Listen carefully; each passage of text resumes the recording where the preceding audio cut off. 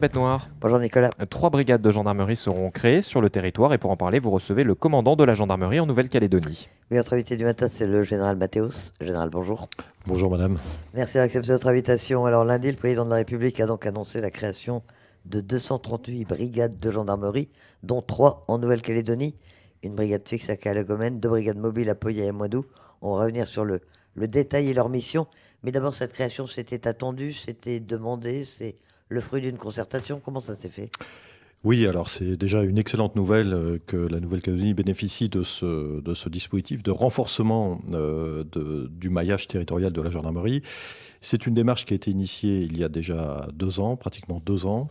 Le président de la République a demandé donc au directeur de la gendarmerie de réfléchir au renforcement du maillage pour que tous les Français puissent bénéficier de la même offre de sécurité. C'est vraiment le principe de l'égalité des citoyens vis-à-vis de l'offre de sécurité.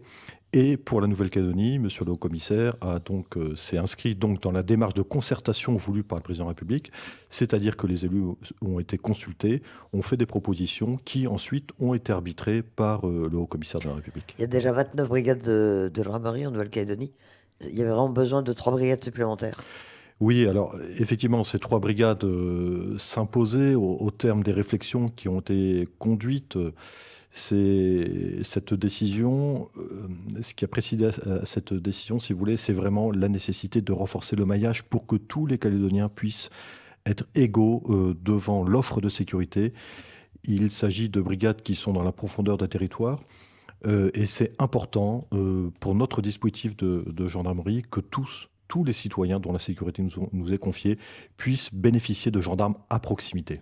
Alors qu'à la Gomène, Poya, Moindou, euh, comment les choix ont été faits? Et peut-être pourquoi rien sur la côte Est, tout sur la côte Ouest? Alors, encore une fois, cette démarche a été faite en totale concertation avec les maires.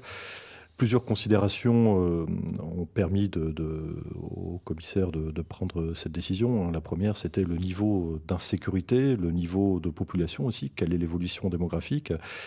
Et puis, nous avons réalisé nous savons que les Calédoniens ont soif de cette proximité de leurs gendarmes.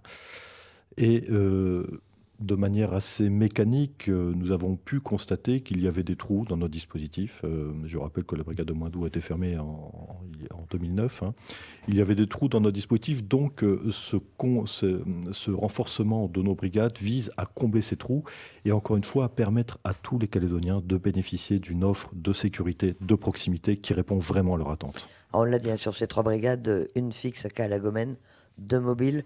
C'est quoi la différence entre brigade fixe et brigade mobile? Alors, la brigade mobile est une création nouvelle pour la gendarmerie. Il s'agit toujours dans cette perspective d'assurer une présence de proximité, de limiter les coûts de fonctionnement, c'est-à-dire de ne pas avoir une brigade normale avec quelqu'un qui accueille pour permettre aux gens de venir à la brigade. La démarche est inverse. Là, ce sont les gendarmes qui vont aller au contact de la population, qui vont se déplacer. Donc une brigade mobile, c'est une brigade de gendarmerie de plein exercice, mais qui n'a pas de bureau. Les bureaux, l'accueil du public sera réalisé soit dans les mairies, et les mairies ont déjà été contactées, je pense à la mairie de Farino, de Saramea, de Moindou, pour accueillir des gendarmes, où les gendarmes pourront se déplacer dans des véhicules adaptés qui permettront de recevoir le public et de prendre les auditions, les plaintes. Ils feront des tournées en quelque sorte, ils ne seront pas fixes dans une commune. Exactement, exactement. Le principe, c'est d'aller au plus près de la population, d'aller chercher la population. Et puis, une autre dimension dans ces brigades mobiles est la dimension thématique. Moi, je souhaite que la brigade de Moindou puisse avoir une vocation de protection de l'environnement. Et je mets dans la protection de l'environnement la lutte contre toutes les formes de braconnage qui sévissent dans cette partie de la Nouvelle-Calédonie. Il y a besoin d'augmenter la lutte contre le braconnage, c'est vraiment... vous l'avez ressenti ces derniers mois? Oui, nous l'avons ressenti. Il y a une inquiétude en brousse sur ces phénomènes de braconnage. Je travaille très étroitement avec le président de la Chambre d'agriculture et puis avec les éleveurs. Nous avons vraiment renforcé cette proximité. Je crois que nous avons aujourd'hui renoué des liens de confiance. Je l'inscris comme une priorité dans mes missions, de mieux protéger les éleveurs. Je suis convaincu qu'entre éleveurs et gendarmes, hein, nous sommes faits pour nous entendre. Il y a ce lien à la terre, il y a cette proximité, il y a cet amour du travail, il y a cette implication aussi dans le travail. Bon. Donc voilà, j'ai vraiment souhaité rassurer cette population et de fait, elle est victime, cette population d'éleveurs, d'un certain nombre de faits de braconnage qui sont inacceptables, qui sont des actes difficiles à remonter, c'est-à-dire que nous n'arrivons pas toujours à résoudre les faits de braconnage. C'est la raison pour laquelle nous renforçons notre action préventive avec beaucoup de patrouilles, en hélicoptère notamment, au sol, avec des drones, pour mieux lutter contre ces phénomènes. Et j'attends de cette brigade nouvelle de Moindou une spécialisation donc, dans la lutte contre le braconnage qui sévit en particulier sur cette côte ouest. Les deux autres brigades de Pauillac à Lagomène, elles ont des missions particulières aussi ou... Alors, leur mission sera avant tout d'être au contact du public hein, pour exercer la mission de sécurité quotidienne, pour assurer cette présence rassurante de la gendarmerie auprès de la population. La brigade de Calagomène existe sous une forme un peu dégradée qui ne fonctionne pas bien, puisque la population de Calagomène, clairement, n'a pas l'offre de sécurité à laquelle elle pourrait prétendre. Cette brigade a été rattachée à la brigade de Coumac. Là, il y aura une brigade de plein exercice. Et puis, pour la brigade de Pauillac, qui sera située sans doute, enfin, qui sera située très certainement à Népouilly, là, nous prenons en compte un fait particulier, puisque, effectivement, dans cette commune de Pauillac, il y a une forte concentration d'habitants à Népouilly. Les habitants de Népouilly ont toujours été habitués à avoir des gendarmes. Et puis, depuis quelques années, les derniers gendarmes de Népouilly ont quitté les lieux avec le transfert du peloton à cheval sur la commune de Borail.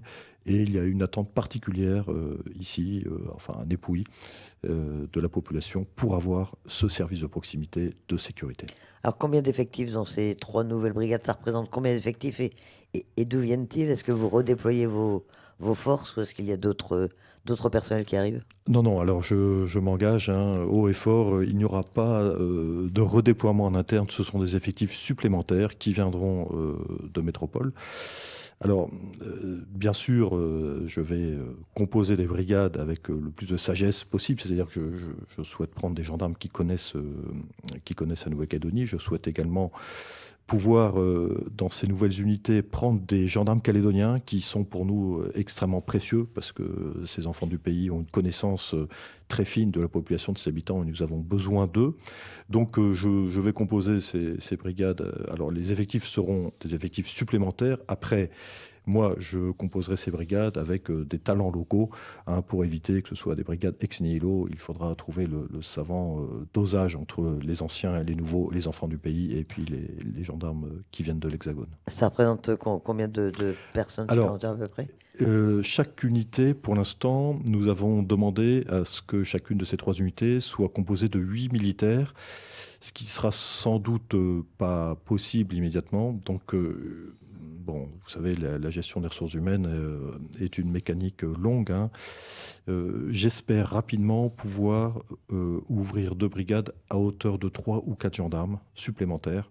Et ensuite, dans les mois qui viendront, augmenter progressivement ces unités pour les faire monter en puissance. Et avec ces 3 brigades, vous aurez le sentiment d'avoir des effectifs suffisants en Nouvelle-Calédonie? Alors c'est toujours une question, y a-t-il assez de gendarmes en Nouvelle-Calédonie? Je pense qu'il y a assez de gendarmes en Nouvelle-Calédonie, puisque quand nous regardons les ratios, ils sont bien supérieurs sur le Caillou que dans d'autres territoires. Le ratio de gendarmes, je le rappelle, est 3 fois supérieur à la moyenne nationale.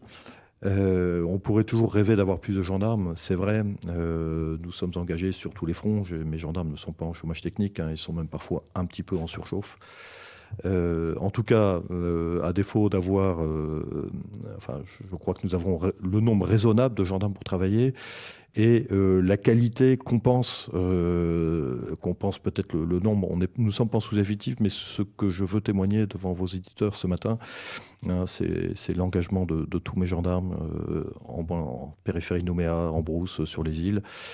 Ils travaillent, ils ont vraiment à cœur de remplir leur mission le mieux possible, avec une disponibilité qui est assez exceptionnelle. Parmi ces missions, la lutte contre l'insécurité routière et avec des bilans qui restent année après année toujours aussi terribles, ça reste une priorité pour la gendarmerie? Oui, bien sûr. Alors, effectivement, c'est un sujet qui fait toujours mal au cœur. Je parle de l'engagement des gendarmes. Vous savez, nous avons besoin, nous, les hommes et les femmes qui sommes la gendarmerie, d'être encouragés parfois et de voir le résultat de notre engagement. Sur la lutte contre l'insécurité routière, malheureusement, nous ne voyons pas les fruits de notre engagement, de notre détermination quotidienne, hélas. Ce n'est pas une raison suffisante pour baisser les bras parce que nous continuerons à nous battre contre ce fléau. Ce fléau qui a emporté 42 vies depuis le début de l'année, ce qui est épouvantable, sans parler du nombre de blessés qui est extrêmement élevé, en tout cas beaucoup trop élevé. Nous allons nous battre contre ce fléau, nous continuerons à nous battre. Derrière ce fléau de l'insécurité routière, il y a un problème plus important, plus systémique, qui est la consommation excessive d'alcool, qui explique une immense majorité, presque la totalité de tous nos morts sur les routes. Et puis, général, à mot d'actualité, on a vu cette nuit encore, hier soir encore, des caillassages à la hauteur de Saint-Louis. Il y a un gros dispositif autour de l'RP1. Pourquoi est-ce qu'il continue à y avoir ce harcèlement des automobilistes avec ces caillassages qui reviennent? Il y a des moments de calme et puis tout d'un coup, à nouveau, les automobilistes sont la cible des caillasseurs. Alors, effectivement, je parle de l'implication de la gendarmerie. Nous sommes à Saint-Louis tout le temps. C'est inacceptable et je partage complètement votre indignation devant ces faits qui sont inqualifiables, qui sont lâches, qui sont vols. Une petite fille a été blessée hier, c'est absolument scandaleux. Bon, c'est un scandale. Je peux vous garantir que nous sommes résolument engagés à la demande de monsieur le commissaire de la République qui est très ferme sur ces questions-là et sous contrôle de monsieur le procureur de la République.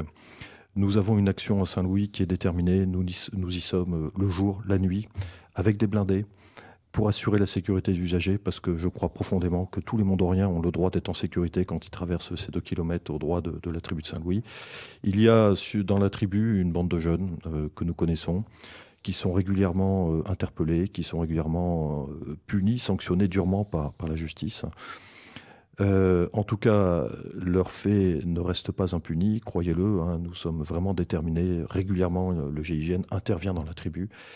Mais moi, j'en appelle, et ils le savent, aux autorités de la tribu de Saint-Louis, aux autorités coutumières. Je crois que tout le monde fait ce qu'il peut à Saint-Louis. L'État est très engagé par justement ce gros dispositif qui coûte cher. Et les gendarmes que je mets à Saint-Louis, notamment la nuit, c'est les gendarmes qui ne sont pas ailleurs pour assurer la sécurité des citoyens.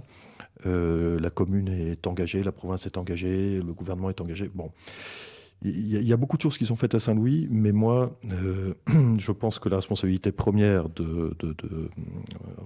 elle relève des autorités de Saint-Louis, en particulier les autorités coutumières qui doivent nous aider. Alors elles le font, mais elles doivent encore plus nous aider à canaliser ces jeunes, parce que c'est inacceptable qu'il y ait des jeunes comme ça, souvent alcoolisés, qui s'en prennent, ils ne savent même pas pourquoi d'ailleurs, aux usagers de la route. Donc c'est un vrai souci, c'est une préoccupation.